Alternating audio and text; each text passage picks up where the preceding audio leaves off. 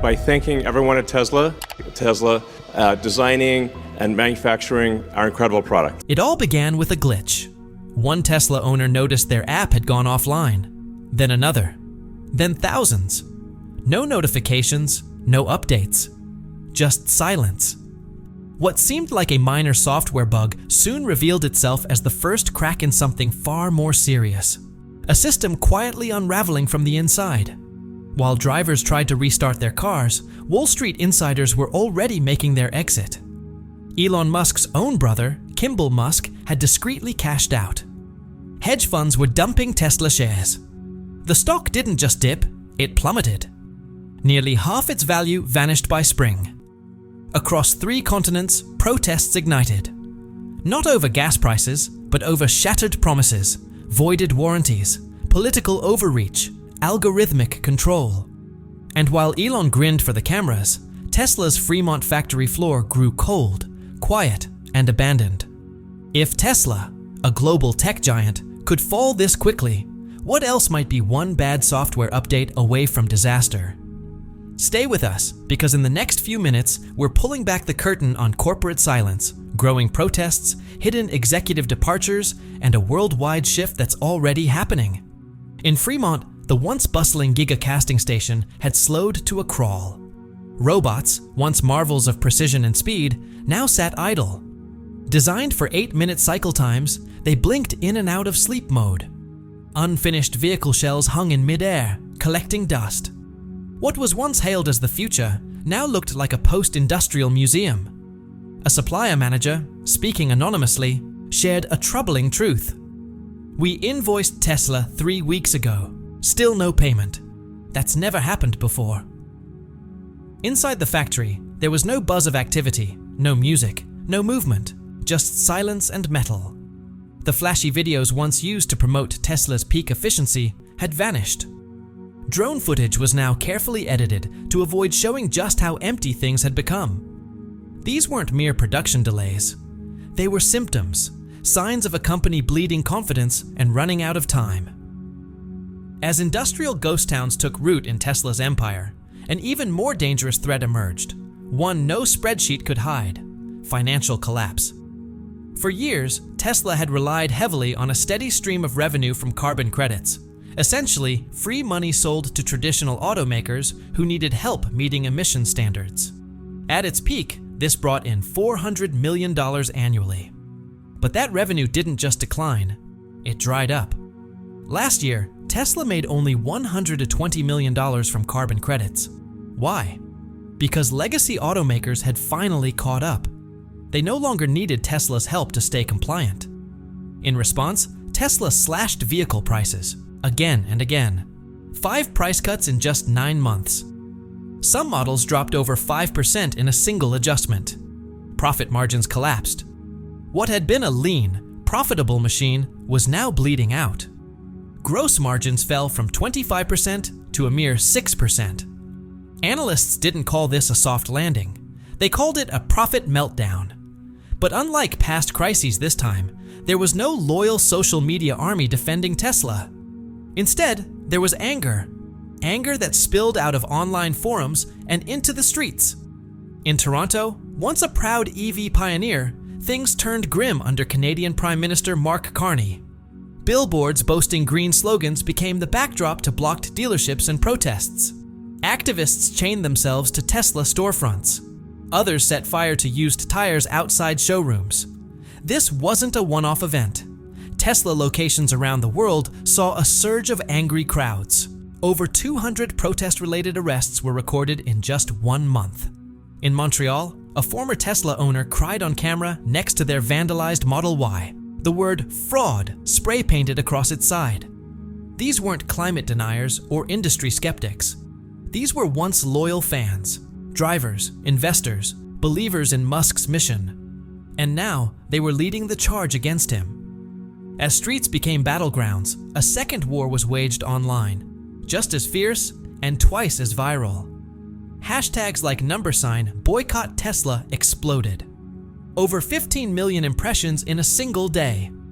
Reddit communities once filled with fan builds and DIY upgrades transformed into digital command centers. Coordinated campaigns encouraged buyers to cancel reservations and pressured influencers to disclose any paid endorsements. Tesla tried to fight back. Sponsored ads flooded YouTube and Instagram, promoting delivery perks and discounts. But the data told another story.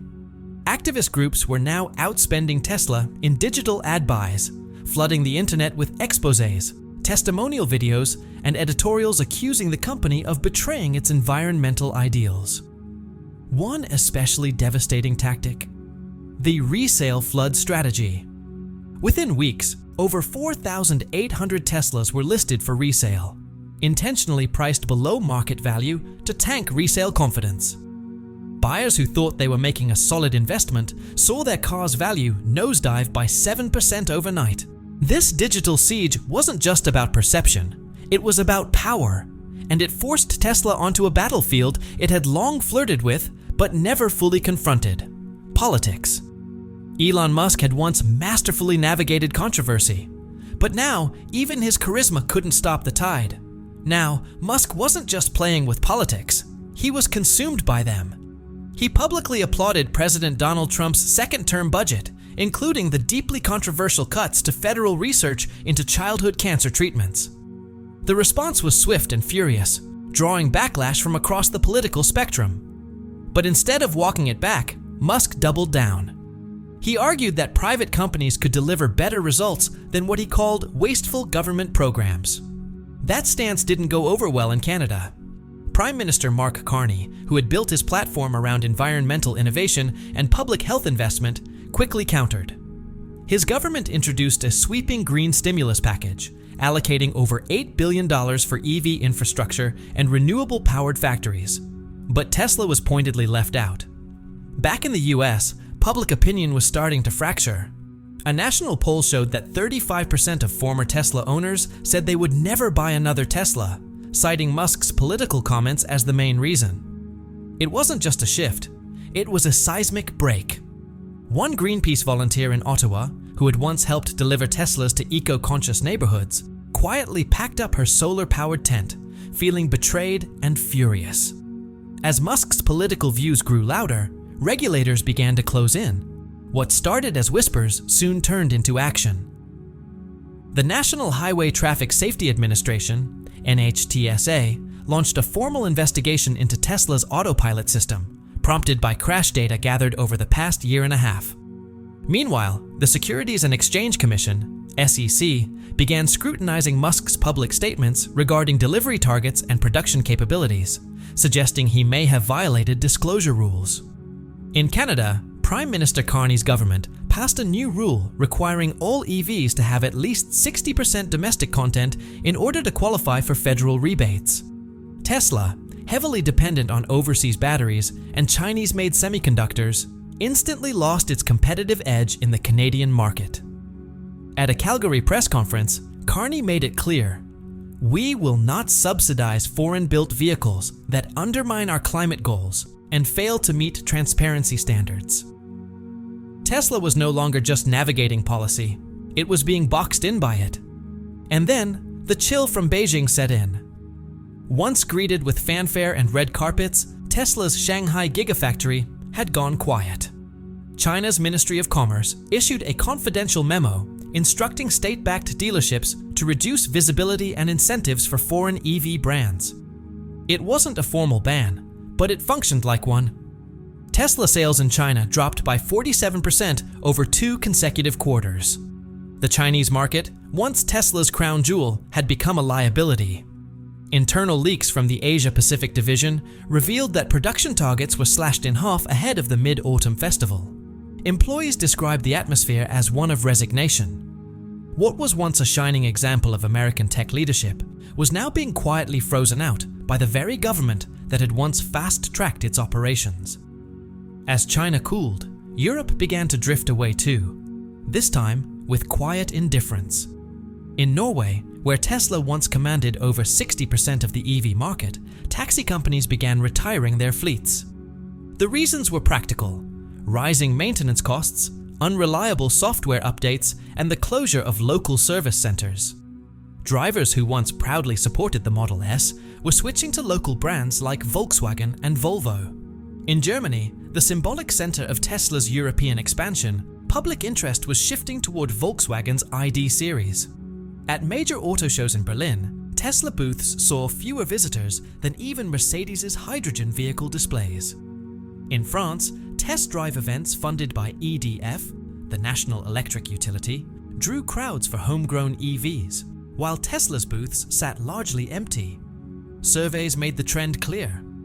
Consumer trust in Tesla across Europe had dropped below 50 out of 100.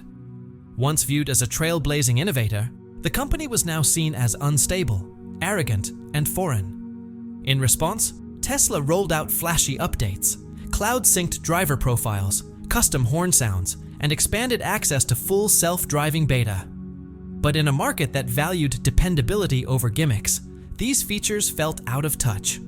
Europe wasn't angry, it had simply moved on. And that quiet rejection echoed back across the Atlantic, where the consequences were even more stark. Tesla had once been America's pride, a symbol of technological leadership.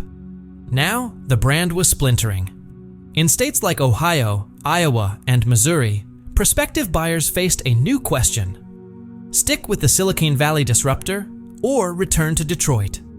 Many truck owners who once admired the Cybertruck's bold design were now turning toward legacy brands they trusted. Ford's F-150 Lightning, GM's Silverado EV, and Ram's upcoming electric trucks were being backed by robust dealership networks, 0% financing deals, and reliable service centers. Meanwhile, Tesla's financing rates were climbing, nearing 4% APR, as banks began pulling back on their exposure. Ford responded with aggressive lease incentives, making their vehicles more accessible just as Tesla's affordability declined. Zero down, zero interest, and a free home charger installation. These were the offers flashing across dealership banners. Slogans boomed: old school values, built in America, backed by America, reliable as ever. And buyers were paying attention. Stories began flooding in from families who had placed reservations for a Model Y or Cybertruck but pulled out, not because they doubted the vehicle's performance, but because they no longer trusted the brand. One family in Kansas put it simply: "We don't want a car that updates itself in the middle of the night. We want a truck that starts reliably in the cold." Tesla's brand crisis wasn't just about age groups or buyer demographics, it had become cultural. A company once seen as the face of American innovation now felt distant from American values. And that shift wasn't happening in isolation. It was driven by an economic storm Tesla couldn't outmaneuver. Tesla's success had always depended on cutting-edge hardware. But suddenly, the parts it needed were either missing or massively delayed. Nickel prices soared due to new export restrictions from Indonesia. Lithium lead times doubled as mining protests in South America disrupted operations.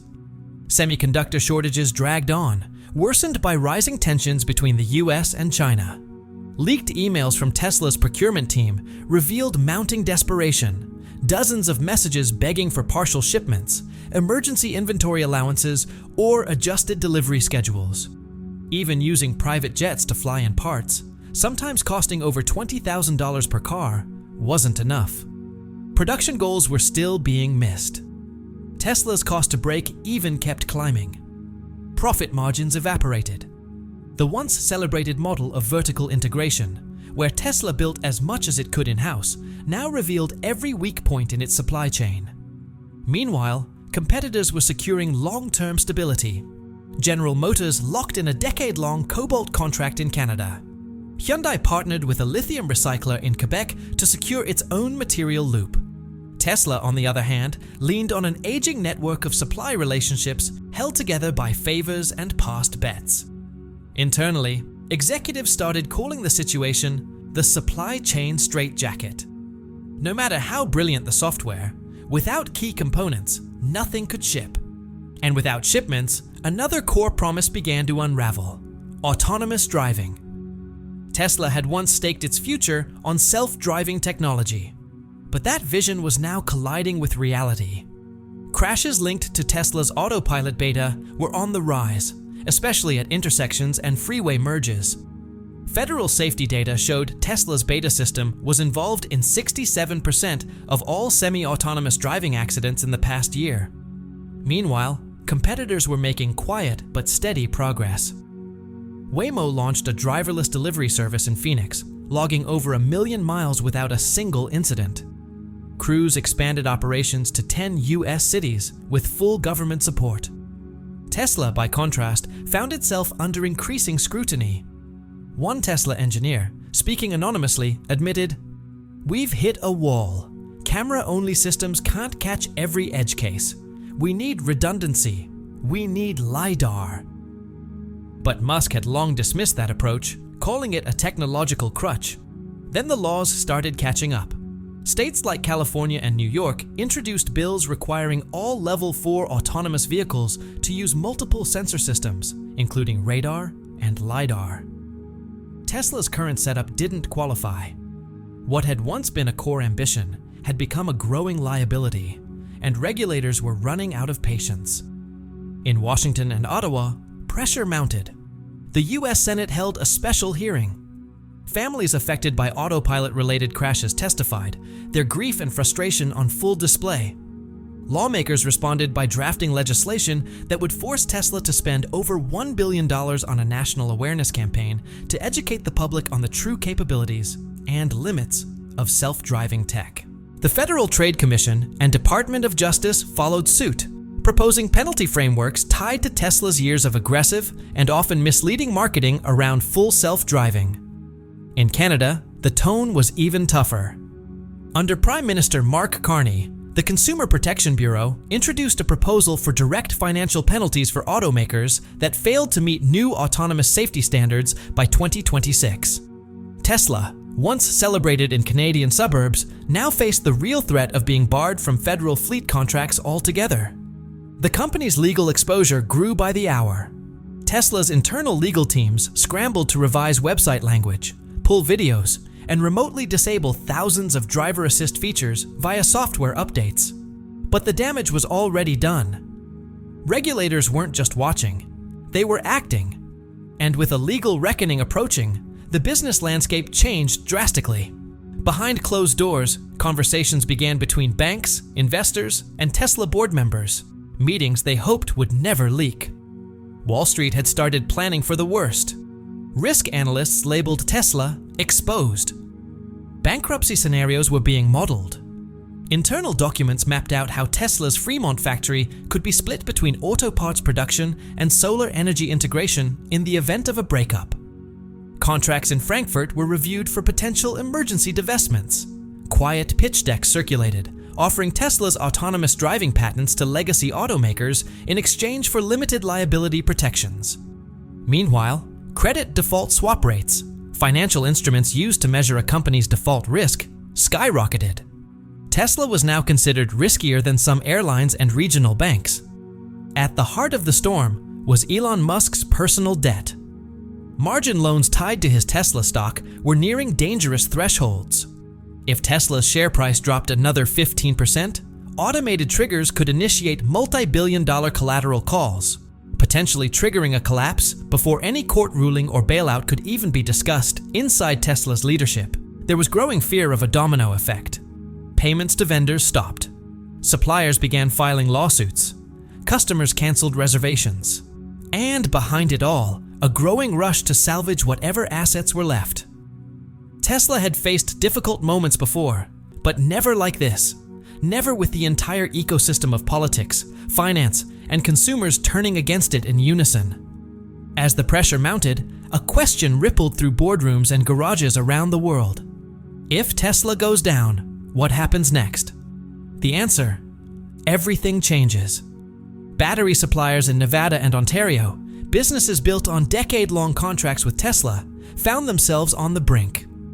Many began shifting their operations to support automakers like General Motors, Toyota, and Volkswagen, offering their tech and talent at steep discounts just to stay afloat. In Texas and Ontario, state governments launched emergency talks with smaller EV startups to take over Tesla's now idle gigafactories.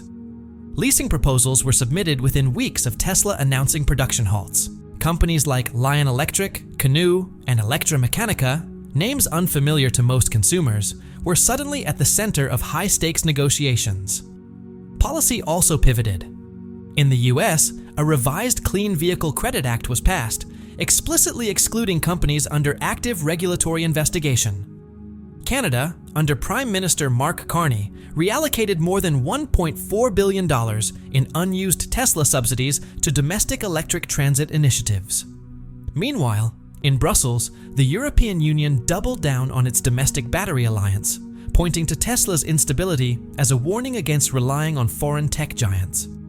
Tesla's influence lingered, but it was being deliberately dismantled. The electric revolution wasn't ending, it was just changing hands.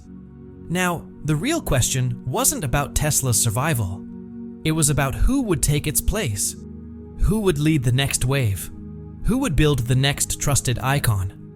Because make no mistake, the battery age is only getting started.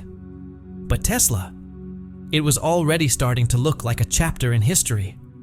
At the center of it all stood Elon Musk, Tesla's driving force, provocateur, and increasingly, its greatest liability. In Washington, Musk still had supporters. He was hailed by some as a tech patriot, a fighter for freedom. President Donald J. Trump, newly re-elected and more assertive in his second term, publicly praised Musk's anti-regulation stance. "We need more people like Elon," Trump said at a trade event. He even floated the idea of naming Musk head of a White House Tech Advisory Council. Conservative media and influencers rallied around him. Podcasts framed Tesla's unraveling as the price of standing up to a so-called globalist green agenda.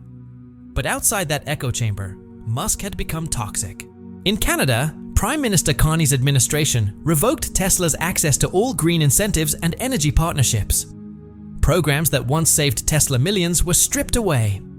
Protesters in cities like Quebec and Vancouver held signs reading, "No billionaire bailouts," and demanded that federal funds support local EV innovation instead.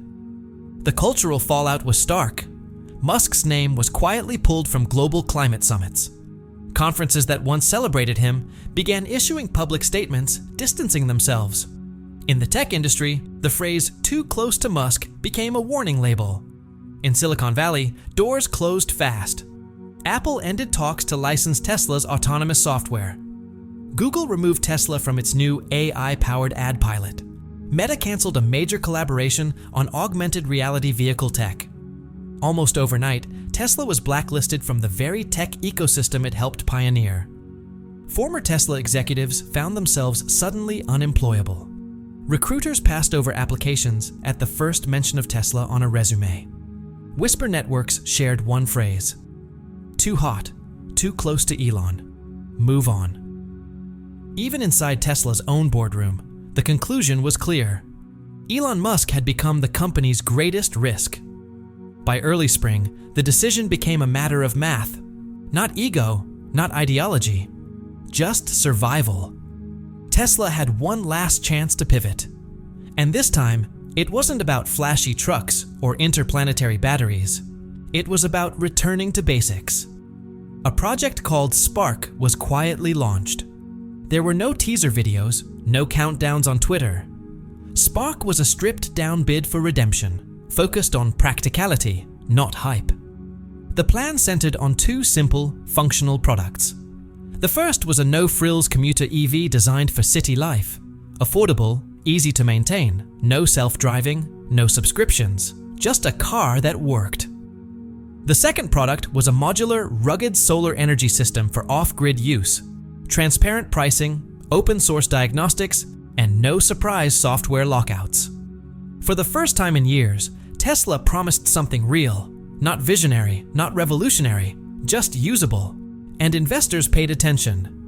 But there was one condition: Elon Musk had to step down, not take a smaller role, not advise from the sidelines. He had to leave. When the board held the vote, it was unanimous. There was no fight, no outburst. Musk stood up, nodded, and left the room. The next morning, Tesla issued a brief 4-line press release. Elon Musk had officially resigned. An interim CEO would take over immediately. There were no farewell tweets, no statements. Within 2 hours, Tesla's stock jumped 9%. Wall Street cheered. YouTubers rushed to live stream the news. Analysts scrambled to update their forecasts. And just like that, the Musk era was over. There was no dramatic collapse, no theatrical exit, just a quiet, strategic departure. A surrender on Tesla's terms, but not Elon's. What do you think about Tesla's future now? Share your thoughts in the comments. And if you enjoyed this breakdown, don't forget to like the video and subscribe to the Timefold channel.